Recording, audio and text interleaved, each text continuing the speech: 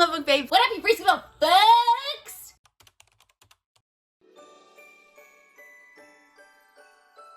And welcome to the 11th day of Bookmas. I am gracing you with my presence, and you're fucking welcome for it, actually. I want you to know everyone on YouTube's like, who's this whore? Who's this Who's bitch? this whore?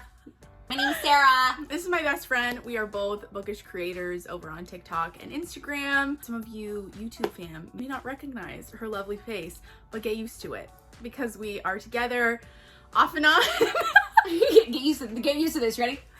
I want to be in everybody's contact. Is that? We actually met through Book Talk. And Yeah, you slid into my DMs. I did a little Q&A for us over on Instagram. We're gonna go through some of them, okay? It'll be fun. We're fun. Question number 1. You and Sarah both seem so different. What do you think has bonded your friendship through your differences? We're the same person, just in different font. Isn't that what it's called? We actually have very similar senses of humor. Mm-hmm. The main difference is she knows time and place, and I don't. Same personality, but she's the type B version and I'm the type A. We have matching tattoos. Yeah. Yeah, That was sexual. that's us. What advice would you give to someone aspiring to become a bookish creator? We actually get this question all the time. I would like to answer it in a way that I haven't done before, which is under the assumption that you already have a book account. Yep. You've already maybe made the plunge and created your first video. We're gonna give you some tips that were given to us Correct. in the beginning. First thing I'm gonna tell you, get a business email and put that shit on your account. Put it everywhere people can see it. Everyone goes, how do you get book mail? How do you get this? How do you get that? That's how you get it. Yeah. That's how you get it. Mm-hmm. I'm gonna tell you right now. You make yourself accessible. Exactly. That was the thing that was told to me. Make it similar to your handle. Consistent branding throughout Yes. all, so that people can recognize you no matter what your website, handle, email are. Try to stay very consistent. Yeah. Make the kind of content that you want to see. People can tell if you like what you're doing or if you're just putting on a show, and that's the truth. If you're doing it just to do it because you want to get somewhere, you're not going to get anywhere. You got to do it because you actually like doing it. Mhm. And that's also how you're going to curate an audience who understands and connects with you as a creator. Why are you laughing? This one. I wasn't allowed to see them ahead of time. Okay. I love your videos reviewing movies and TV shows together. Oh, God, yeah. Can we expect a review of Heated Rivalry coming soon? First of all, Shut up! Mama's talking. okay, bitch. The short answer is no. This bitch Me. cheated on me. I did. We were supposed to watch it together. But none of us and had we- HBO! I get found a way to watch it. I get a call and said, hey, don't hate me.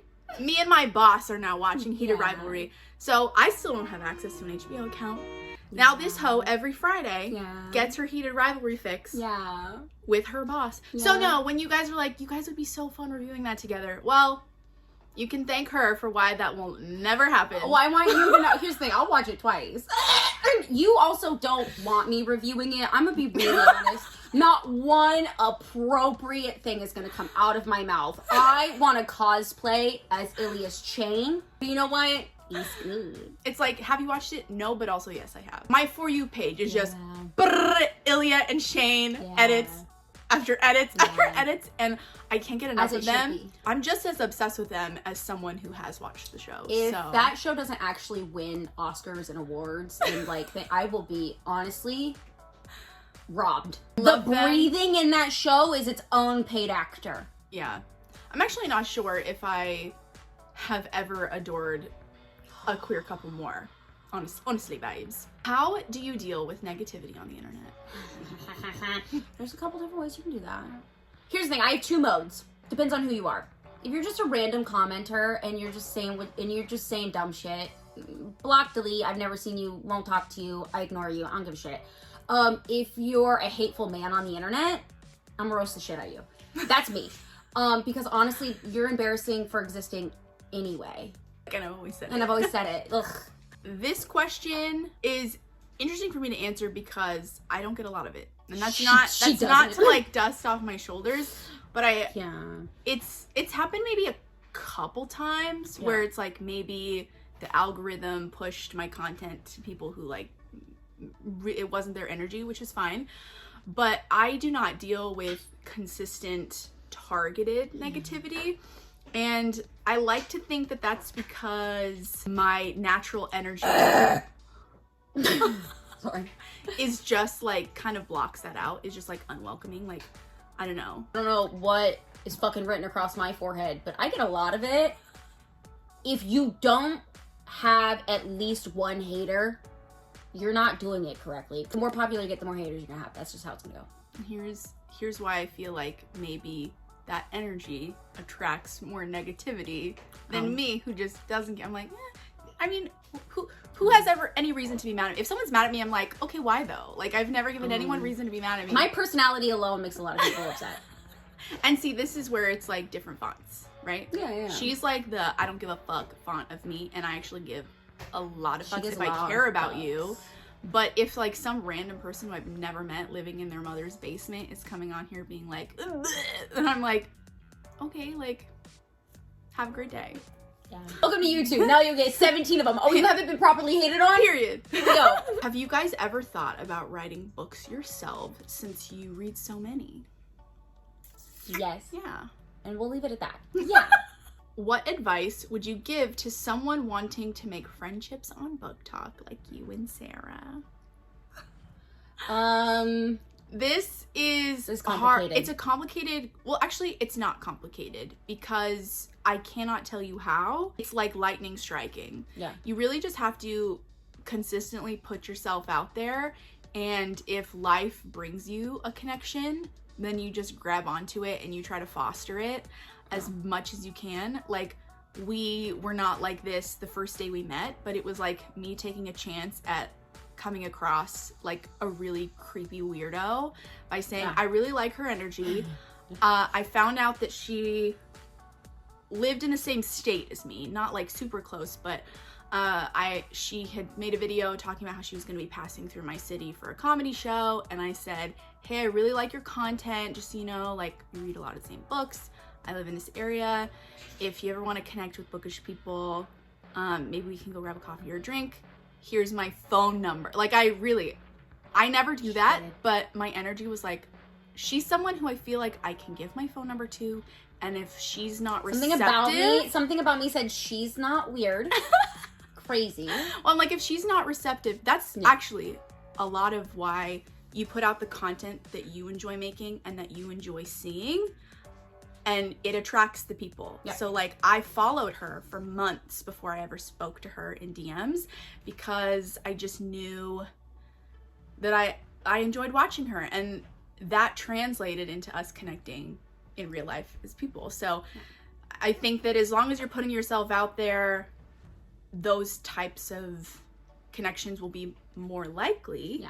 But no guarantee. Like, I can't give you a roadmap on how to make a best friend. Yeah. Like, don't ask me how to make friends. I'm telling you, the only friends I have is because they reached out to me and it worked. Yeah. I don't reach out to people a lot. It's not my gig. I love my solidarity in my free time. It's true. She's a hermit. I'm a hermit. If you could only read one author for the rest of your life, who would it be? Trulina Pucci. And I feel like I've answered this question recently. And yeah, it was Trulina Pucci. People who are real ones know that we have personal connections to Trulina Pucci. Yes. So, so it may seem biased. That is, when she said my boss, I watched the show with my boss. Trulina Pucci is my boss. She's also one of my best friends. I love her, adore her, ride or die forever with her. But she's also one of those people that every genre she tackles, she excels in. Yeah. She has natural humor and wit. And honestly, every book I've picked, there hasn't been a bad book yet. No, and I feel like even before we like knew her, it was one of those things where she has the talent that, like you said, it can fit into any genre. Yeah. She can write anything. And I think that that's why I would pick her, because if I could only read one author, I'm going to go with an author who I know is versatile, so I don't feel like I'm reading the same thing over and over again. Yeah. And she constantly delivers new and energy. Exciting and a fresh twists and things like that. For sure. No, don't get me wrong. There are authors who I love that do rinse and repeats, and I'm a hoe that loves a rinse and repeat. I'm not dissing it, but if I'm stuck on an island with only one choice for the rest of my life, I want author? Options. Yeah. She delivers. Not sponsored. She's not paying us to say this. She's like, don't look at my bank account. I was like, she doesn't pay me to say that. She pays me to do her social media. Yeah. But I do her social media because she's so great. Correct. If you could only pick one, paperback, audiobook, or ebooks forever, which one would you pick? I know what you're gonna pick. Here's the thing. Recently, I said Kindle in like a rapid fire situation during an interview, and I regretted it. Immediately, I said, what are you talking about? You're an audiobook girly. I'm an audiobook girly through and through, but also if it was forever, like I have kids. If I didn't have audiobooks, like even though I enjoy my Kindle so much, if I didn't have audiobooks, I would read. Are they unlimited? I don't have to pay for them. That's the next question. How unlimited is unlimited? Like that's my only option. Oh, because here's my thing. I'm gonna be really honest. You can only pick one. You can only read one way forever. Paperback. I started paperback. I'll die paperback. Yeah, but I love the other ones. Like the other two are convenience. Paperbacks is because that's how I started. That's how I'll finish it. Correct, Shouty. Shouty? Shut up. Okay, Justin Bieber. With you. Shouting with you. We only have 2 more questions left. Look at us go. Biggest pet peeve about the book space? Okay. So these kind of lump together. There's this trend that happens every year, which is crazy to me. And it happens with 2 things in specific. Audiobooks don't count as reading. And how many books someone has read in a year becomes somebody else's business. How many books I'm consuming and how I'm consuming my books is not your fucking business. And they're both valid. Like it makes no sense to me. Even if you read 1 book and I read 100, I still read. That's amazing. We're not shaming people here. That's weird to me. Get a new hobby, because clearly reading doesn't fill the void you're searching for, because you're still seeming a little cranky.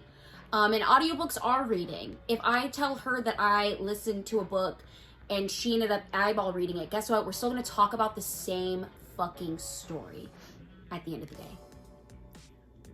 Those are weird. You're weirdos. And I've always said it. I think my biggest pet peeve, this has actually kind of become my biggest pet peeve in the last year or so. I think before I didn't care about it as much. When I say this as someone who loves and advocates for men to get more involved in, especially the romance reader space, but undeserved male attention in the book space drives me up a fucking wall. Well, and here's the thing too, right? Because I follow you as well. I know we do. We follow a lot of male creators who talk about romance. Yes, and who add value, intelligent commentary, insightful reviews, criticism as well. Like you can tell they're really thoughtful on how they approach it, what they're reading. And I eat that shit up. What I don't want.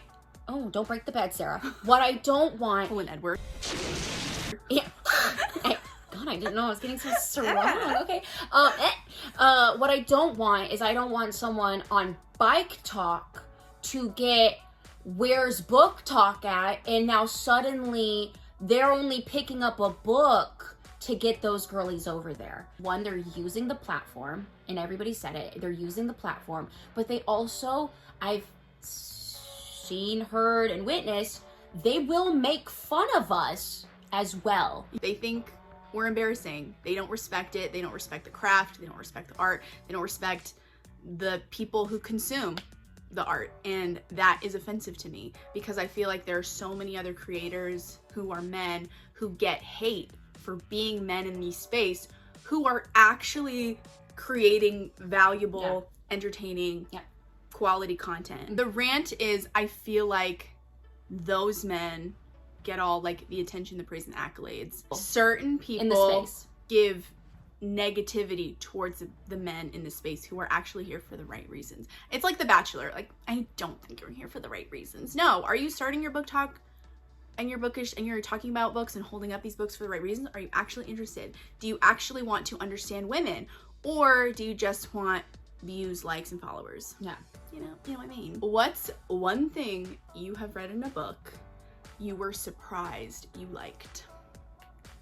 Okay, I've got it. Easy peasy. So here's this thing that I never really read that I had automatically hated just based off of it alone. Pregnancy romance. When I tell you, I hated that shit. Never really read enough of them, or even like a good one to really appreciate it. And I've learned that it's not that I hate pregnancy romance. I hate the pregnancy romances that you don't actually have the pregnancies throughout them. I hate that we had a one night stand, I haven't seen you in 6 years, and now we have a kid. That I hate. I don't love those. It's almost always a DNF for me. I love a pregnancy romance where you go through the pregnancy of them being together, and you get the inner monologue of how he loves how her body changes, or you love he loves what that means, like her being pregnant, like, that's mine. Love that shit. I'll eat it up. I feel like what's hard for me is I can't remember at what point I stopped being surprised about liking weird stuff. Weird. Okay. That's the thing. You were surprised that you liked. Yeah. Which means that, like, it maybe is outside the norm, and you were like, yeah. oh, I didn't know I would like that, but I do. And, like, what's one thing? Which means it doesn't have to be the first thing. No, because cavemen, I was not surprised that I liked caveman romance, because I've always had, like, a thing for Tarzan. I've always had, like, a thing for stuff like that. I think I'm gonna go with birth control tampering.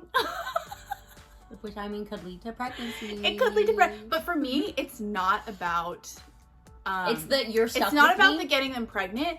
It's about a man, and again, this is so fictional. This is so fictional. Don't do this in real life. So None of that do it in If real you life. did it in real life, prison time. Yeah, right to jail. You're a fucking weirdo. But in a romance book, specifically, I love it when a man is so crazy, especially dominant, when they're like, no, I'll make sure you take your pills, baby. And then they're like only feeding her the sugar pills because they're like, I'm gonna lock that shit down. And you know what? Yeah. I think I remember reading that and going, why is that hot? That's so actually hot. like, you should go to jail for that.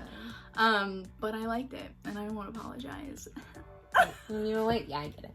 It's There's a lot. because of my breeding kink. I love a man who's just like, I just here's gotta knock that up. I like how you like the I gotta knock that up. I like the oh shit, I knocked that up. But here we are. No, because I don't want him to, it needs to be intentional. If you accidentally, that means you didn't really want it. He's like, no. I want that shit. Yeah. Yeah, I get it. For sure.